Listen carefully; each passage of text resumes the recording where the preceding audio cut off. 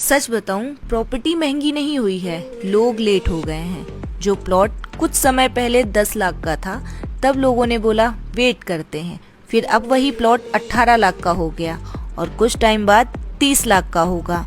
फिर वही लोग बोलेंगे अफोर्ड नहीं हो रहा है। रियल एस्टेट में सबसे बड़ा लॉस पैसे का नहीं होता, डिसीजन डिले करने का होता है, क्योंकि मार्केट आपके डाउट्स को क्लियर नहीं करती और ना ही वेट करती है। जिस सिटी में डेवलपमेंट कंटिन्यू हो रही है, वहाँ के रेट नहीं रुकते हैं, शिफ्ट होते हैं और फिर एक टाइम बाद एंट्री लेना हमारा ड्रीम बन जाता है। इसलिए स्मार्ट इन्वेस्टर परफेक्ट प्राइस का वेट नहीं करते, परफेक्ट अपॉर्चुनिटी देखते हैं और इन्वेस्ट करते हैं। आप भी सोच बदलो और एक स्मार्ट इन्वेस्टर बनो।